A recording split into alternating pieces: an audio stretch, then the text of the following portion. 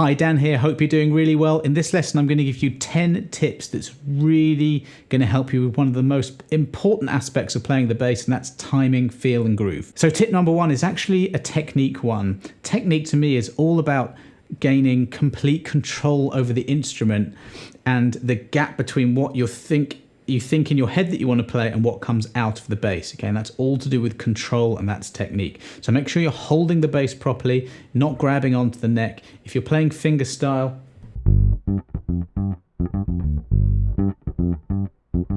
you can't really play in time unless your fingers are doing the correct thing in coordination. Okay, so work on your technique. Doesn't matter if it's slap, if it's plectrum, make sure you're not having to think about that. The same principle, of course, applies to knowing the notes on your fretboard and the scales and various common patterns. Second tip is to develop your sense of rhythm. Really be aware of bars and beats.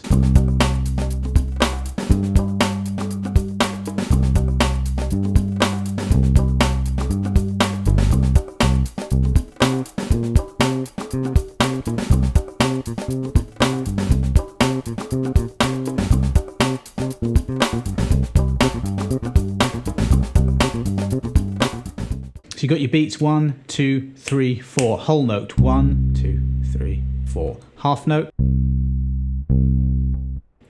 Quarter note. 4 of those in a bar of 4, 4. And you just half them each time. So eighth note.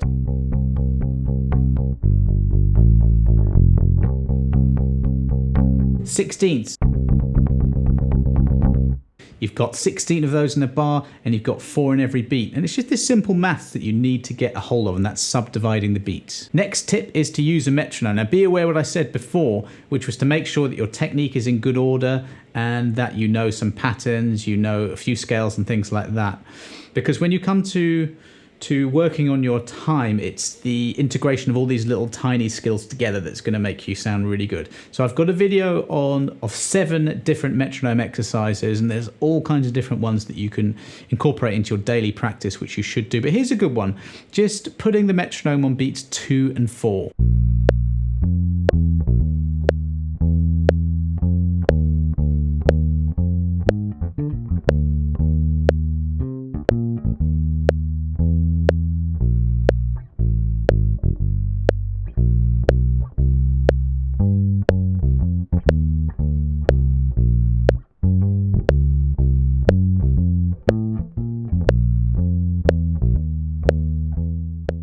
Now, it's tempting if you're in a band with a really good drummer to lean on their sense of timing, but what I want you to really do is to take real responsibility over your own sense of timing. As a bass player, you're really integral to the rhythm section, so work on your inner clock. And here's another good metronome exercise to do that. And it's basically just removing as much of the metronome as possible so that you're absolutely forced to rely on your own inner clock.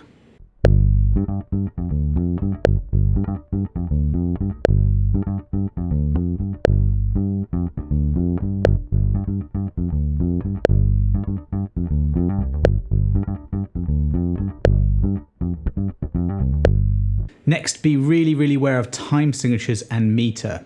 4/4 is perhaps the most common time signature that we use. Top number tells you it's 4 beats in a bar, and the bottom number tells you it's quarters. Sounds a bit like this.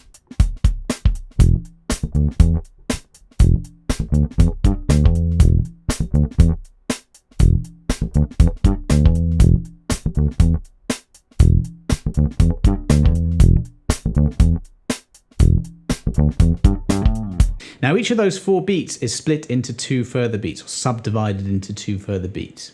And that's where meter comes in. It's the organization of beats within bars. So when you've got 1, 2, 3, 4, you can further split that into 2. So 1 and 2 and 3 and 4. And as I said, very common. You've got those very common rhythms that you hear in lots of different styles of music. Compare that to 12/8.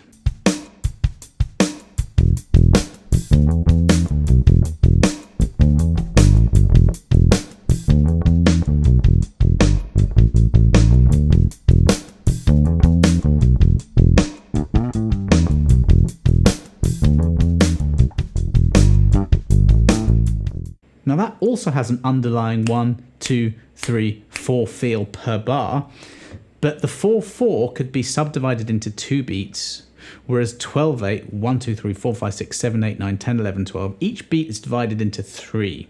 So that's where meter comes in. When a beat is divided into 2, it's called simple, and compound refers to when a beat is divided into 3.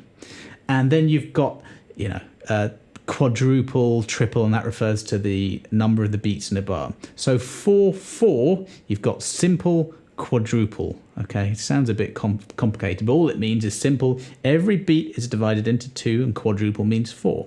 So 1 and 2 and 3 and 4.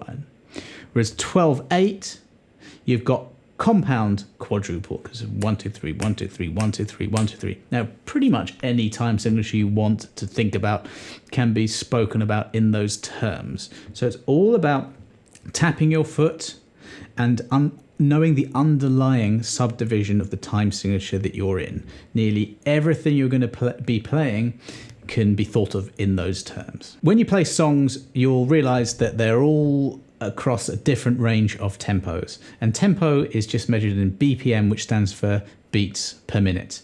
And you know too automatically, 60 beats per minute. When you play songs, they occur across a whole range of tempos. Now, tempo is measured in BPM, which stands for beats per minute, and you absolutely already know 1, because 60 BPM is just where you have 1 beat every second.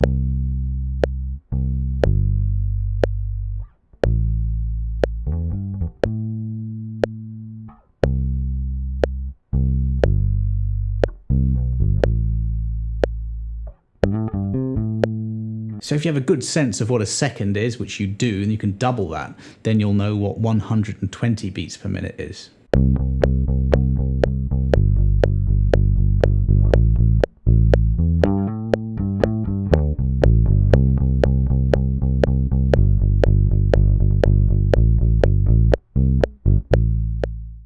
Now 60 BPM is a really slow tempo, and 120 BPM is sort of quite fast, but different genres of music will operate in different tempos.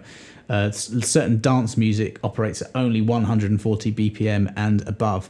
And if you listen to Pink Floyd, a band I love, it's really, really slow tempos. And actually, the slower the tempo, often the harder it is to play, because you have to leave a lot more room. You've got to rely on your inner clock. So be very aware of BPM and practice at different BPMs. Different styles of music have completely different grooves and feels, and as a bass player, that's something you want to get a handle on, especially if you want to go into bass playing professionally or do recording or work with different people. You'll need to know different feels. If you play in just one genre, nothing wrong with that. You can go for it. You can do that. But let's just say you were playing Latin music. It just has a very different vibe. You might be playing a slightly different rhythm to what you're used to.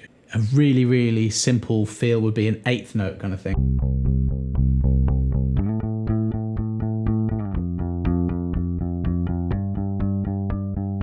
You're going to hear that a lot in lots of pop styles and rock and crossover styles. So, being aware of 8th notes and being able to play those bang in time without rushing, without slowing down. Now, unfortunately, we lost one of the greatest bass players of all time in Rocco Prestia last week, actually. And so I've just been listening to a lot of Tower of Power. I've seen them live a few times, and you get absolutely struck by the constant stream of 16th notes. So that is a really, really different style of playing to the 8th note style that I just played.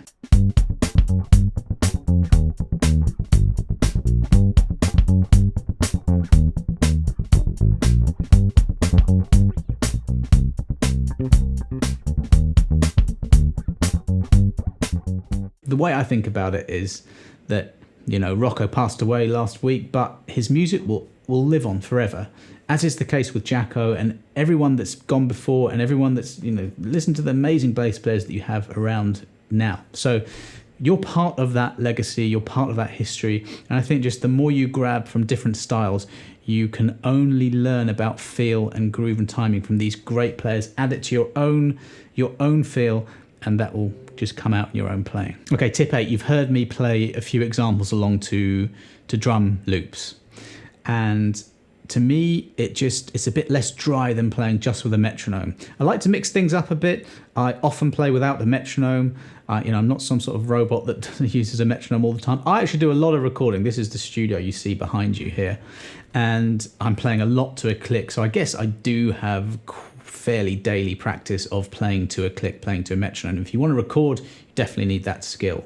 But I like to mix things up with a drum groove. So I'm going to put a link below to my site, onlinebasscourses.com. You can go there. I'll put all the beats from this lesson that you can download for free, and also direct you to another page where you can do the same. I've got 12/8, 4/4, different time signatures, different tempos. Like I said, it's all there, but drum loops are really great to practice to. Tip 9, even better than drum loops, is to play with a great drummer, preferably a few. Different drummers play in slightly different ways. Now, the rule about playing live with musicians that are better than you, I think is a good one, because you get dragged up to their standard. Okay, so always try and find, this applies to any musician, but especially drummers, try and find really good drummers that play a lot. Find one in your area. If you've got more than one, then that's even better. That's where you'll really learn to place your notes and to fit in with another living musician. When I was growing up playing bass, I didn't actually really take my groove seriously. For me, it was all about technique and wanting to sound like Jacko or what have you.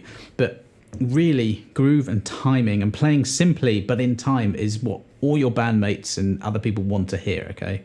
But that didn't come to me. I think it takes a certain amount of maturity and a bit of time playing before you work out that this is the thing to concentrate on. And really, when I listened back to some recordings I did, I could hear some timing discrepancies, which was linked to some technique problems that I had.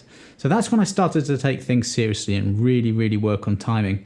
But then beat placement, I'd heard about that, and that confused me because I thought, hang on, isn't the goal here just to play in time? That's the thing, isn't it? And it's actually taken me years to understand beat placement. You have beats, and you can place what you play in relation to that beat in different ways. You can go slightly ahead of the beat, bang on, and a little bit behind. I'll try and demonstrate that now.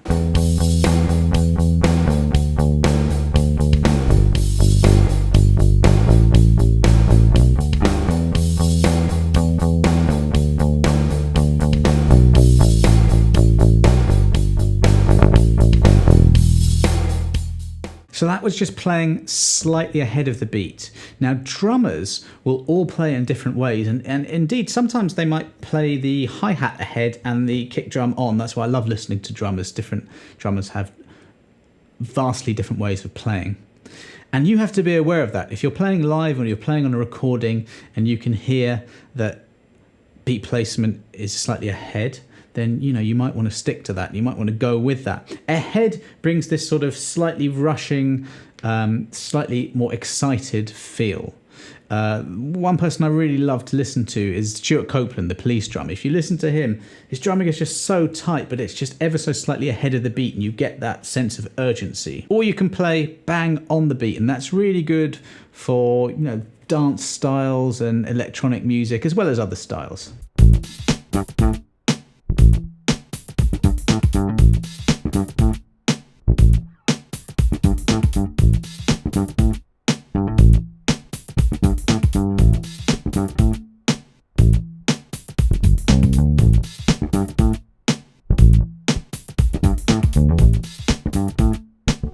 I was almost playing a bit robotically there because that's the kind of feel I was going for. Bang on. And then you've got the really relaxed behind the beat. Another player I love listening to who isn't a bass player is Pat Metheny, and his guitar playing, especially his solos, the way he manipulates time is astonishing. Even in just one solo, he'll just pull things back, slightly go ahead, bang on the beat.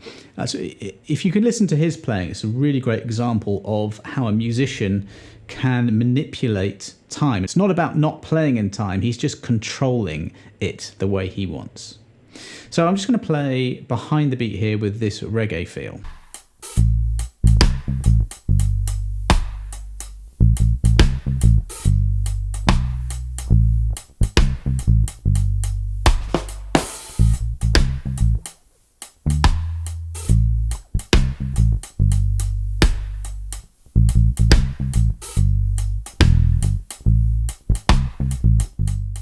To me, when you think about beat placement really deeply, that takes your groove to a new level. So you know about feels, eighth notes, 16th notes, time signatures, manipulating the time, being able to provide a sense of urgency to the music, be bang on with it, almost like a robotic feel, or bring it back a bit. That's a really great thing to do. And that comes, I think, again, as all of this does, with just listening to as much music as you can and really try to work on your ear. I mean, I know this lesson is about groove and timing, but I've spoken about technique. I haven't really spoken too much about knowing patterns, but of course you need to know that. And now I'm talking about your ear, which probably is the most important thing of all, so that you can be able to recognize when you hear, a 16th note feel that's being pushed slightly ahead. And the way to do that is just to listen to as much music as you can and try to decode what you're hearing from all the different aspects of it. So again, thanks for watching. If you've got any questions, do let me know. And as I said before, please do subscribe to this channel. I'm trying to really, really grow it. And I'll put that link below where you can get all those drum loops. Thanks again, and I'll see you next time.